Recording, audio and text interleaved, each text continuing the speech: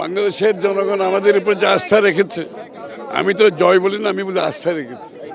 এই আস্থা আমাদেরকে রক্ষা করতে হবে। জনগণের যে আস্থা সেটার মূল্যায়ন করতে হবে এবং সেটা যে প্রত্যাশা পূরণে যে আকাঙ্ক্ষা তার জন্য কাজ করে যেতে হবে। কঠিন কাজ, কঠিন সময় এবং কঠিন সিদ্ধান্ত হয়তো আসতে হবে।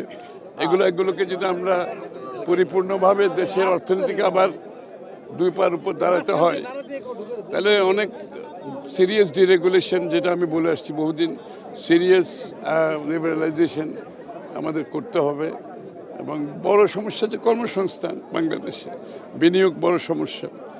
এটা না হলে তো আমার ট্যাক্স জিডিপিও বাড়বে না। বিনিয়োগ না হলে কর্মসংস্থান হবে না। দেশি বিদেশি বিনিয়োগ আকৃষ্ট করতে হবে এবং তার মাধ্যমে তার জন্য আবার বিনিয়োগ আমাদেরকে করতে হবে, যেখানে স্কিল ডেভেলপমেন্ট, আমাদের যে জনসংখ্যা আছে সেটাকে সম্পদে পরিণত করতে হলে সেখানে বড় ধরনের একটা বিনিয়োগ আছে। সেটা আপনার স্কিল ডেভেলপমেন্ট থেকে শুরু করে, ট্রেনিং থেকে শুরু করে দক্ষতা বাড়াতে হবে। সেটা দেশের জন্য দরকার, দেশের বাইরে যারা যাবে তাদের জন্য দরকার। This is the name of the business, name of the game. This is the name of the game. So আমরা এটা অ্যাকসেপ্ট করেই তো রাজনীতি করেছি, নির্বাচন করেছি, জনগণের রায় নিয়েছি। সুতরাং এই চ্যালেঞ্জ তো মোকাবেলা করতে হবে।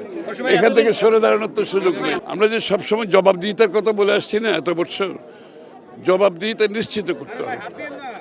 এবং আমি খুব আনন্দিত সবসময় যখন প্রশ্নের সম্মুখীন হই, তখনই আমার ভুল অথবা ওদের সাজেশন যদি কিছু থাকে, এর মাধ্যমে আমরা আমাদের ইমপ্রুভমেন্ট করতে পারি। এবং এটাই তো গণতন্ত্রের বিউটি, যে আপনার জবাবদিহিতাও থাকতে হবে এবং জনগণের কাছে আপনার দায়বদ্ধতা থাকতে হবে। এটাই গণতন্ত্র।